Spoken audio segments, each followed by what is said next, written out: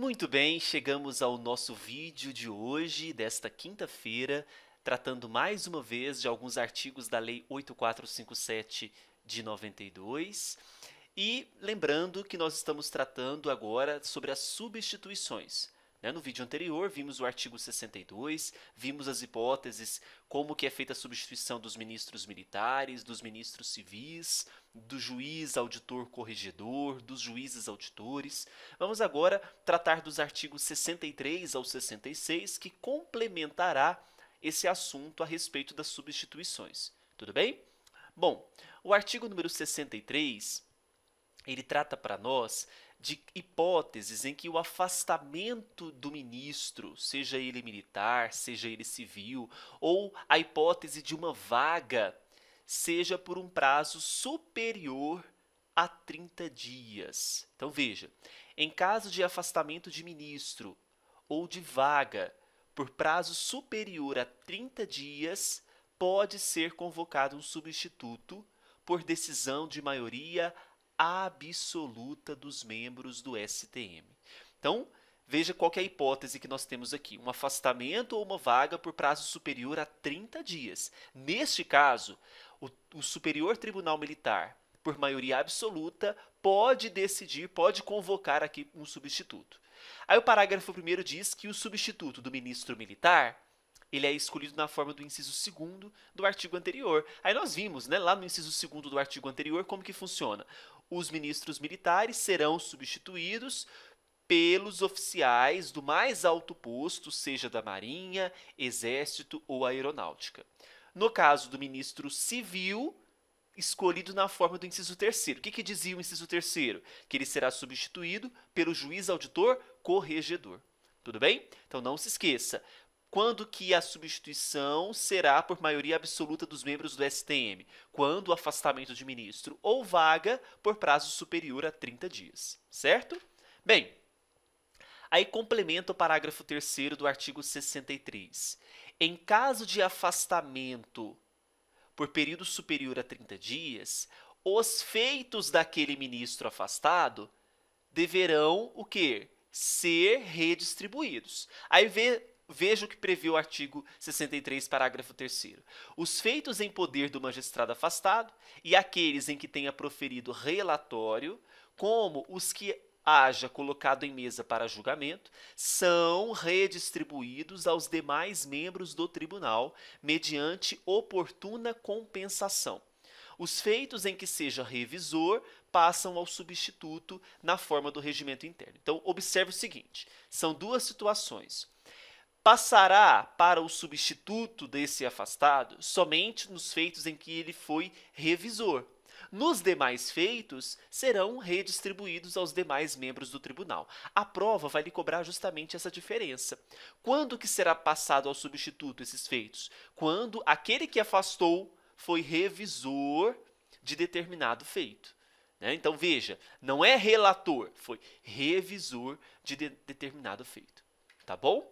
Parágrafo 4º. O julgamento que tiver sido iniciado prosseguirá, computando-se os votos já proferidos, ainda que o magistrado afastado seja o relator. Então, esse parágrafo 4º, ele traz uma preferência que dá a Lei 8457 àqueles julgamentos que já foram iniciados. Então, se já foi iniciado, ele vai prosseguir sem nenhum problema. E, além disso, será computado os votos que já foram proferidos. Tá?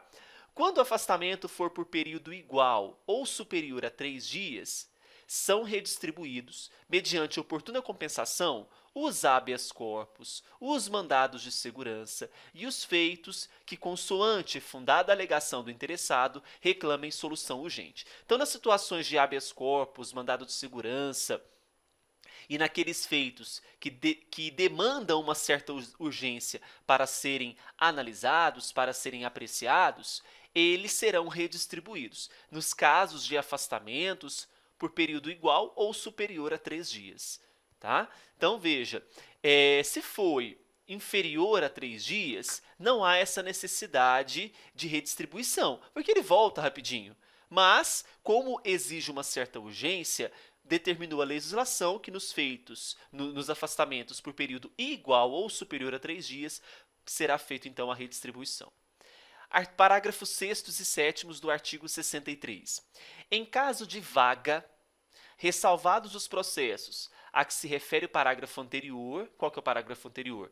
Habeas corpus, mandado de segurança e os feitos que demandam urgência. Os demais serão atribuídos ao nomeado para preenchê-la.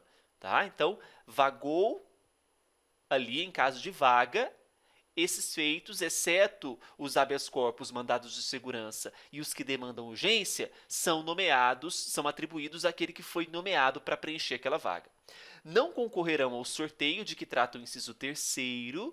Então, veja, daquela substituição dos ministros civis pelo juiz auditor corregedor ou os mais antigos, os juízes mais antigos, os magistrados punidos com penas de advertência, censura, remoção compulsória e disponibilidade. Então, houve essa sanção, ele não participa do sorteio para a substituição do ministro civil, que é a previsão do inciso 3º.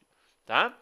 Esse artigo 64 nós chegamos a comentar no vídeo anterior. É a hipótese daquela circunscrição judiciária que tem mais de uma auditoria, né? Porque a gente sabe que a regra é que para cada circunscrição temos uma auditoria. Só que temos algumas que terão mais de uma auditoria, né? Nessas situações, a substituição do juiz auditor, quando não houver substituto naquela auditoria, será feita por um magistrado em exercício na mesma sede. Essa substituição ocorrerá nos casos de licença, falta e impedimento do substituído, sem prejuízo das funções do substituto. Já falamos sobre esse artigo 64 no vídeo anterior. E os artigos 65 e 66, eles trarão para nós sobre as vantagens que terão esses substitutos. Veja, o artigo 65 prevê que, nos casos de ausência ou impedimento, ou seja, substituição, nos casos de ausência ou impedimento eventual, não autoriza a concessão de qualquer vantagem, exceto diárias e transportes, se for necessário. Então, veja que é um caso de ausência ou impedimento eventual. Agora, o artigo 66 complementa. O magistrado que foi convocado para substituir ministro civil perceberá a diferença de vencimentos correspondente durante o período de convocação, inclusive diárias e transportes, se for o caso. Então, analise essa situação pelo artigo 66, porque aí depois você vai para o 65. Para substituir o ministro civil, tem direito à diferença de vencimentos, inclusive diárias e transporte. Agora, se foi uma ausência ou impedimento eventual, não autoriza a concessão de qualquer vantagem, exceto diárias e transportes, se for o caso. Tudo bem? Então, a gente fecha esse capítulo sobre substituições. A partir do próximo vídeo, nós estudaremos o Ministério Público envolvendo o Ministério Público Militar, envolvendo a Justiça Militar. Tá bom? Acesse o site e adquira o curso de 100 questões comentadas inéditas sobre a Lei 8457, Código de Ética e Regimento Interno. Um grande abraço.